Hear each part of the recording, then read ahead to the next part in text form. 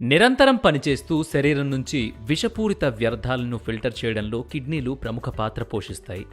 అందుకే కిడ్నీల ఆరోగ్యానికి తగిన జాగ్రత్తలు తీసుకోవడం చాలా ముఖ్యం.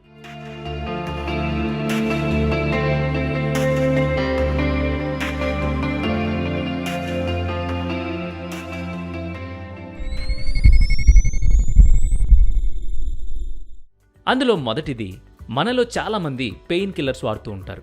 కానీ వీటిని అధికంగా తీసుకున్నట్లయితే మీ కిడ్నీలపై చాలా ప్రభావం చూపుతుంది.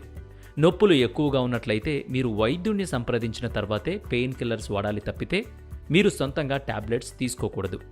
ఇక రెండవది ధూమపానం, అధిక మద్యపానం, ఊబకాయం, రక్తపోటు, మధుమేహం, ఇతర కారణాల వల్ల దీర్ఘకాలిక మూత్రపిండ వ్యాధి CKD వచ్చే అవకాశం ఉందని పలు అధ్యయనాలు కూడా చెబుతున్నాయి. ఇక 3, అధిక ఉప్పు తీసుకోవడం వల్ల మీ రక్తపోటు పెరుగుతుంది. ఇది మీ మూత్రపిండాలకు హాని కలిగించవచ్చు. చిప్స్, ఫ్రైడ్ వంటి ఉప్పగా ఉండే ఆహారాలకు దూరంగా ఉంటే కిడ్నీలకు మేలు చేసిన వాళ్ళవుతారు. ఇక 4, నీళ్లు. మన శరీరానికి నీళ్లు ఎంతో అవసరం.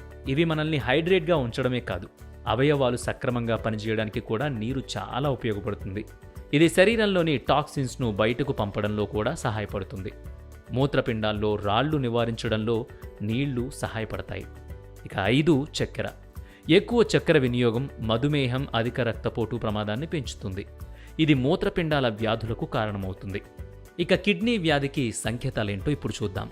అలసట, తక్కువ శక్తి స్థాయిలు మరియు ఏకాగ్రత లేకపోవడం, పొడి, దురద చర్మం, నిద్ర పట్టడంలో ఇబ్బంది, తరచుగా మూత్ర విసర్జన, మూత్రంలో రక్తం లేదా నురుగు మూత్రంలో కనిపించడం, శ్వాస ఆడకపోవడం, అధిక రక్తపోటు, ఆకలి లేకపోవడం, ఇలాంటి లక్షణాలు కనుక కనిపిస్తే ఖచ్చితంగా డాక్టర్ని సంప్రదించి తగిన చికిత్స తీసుకోండి.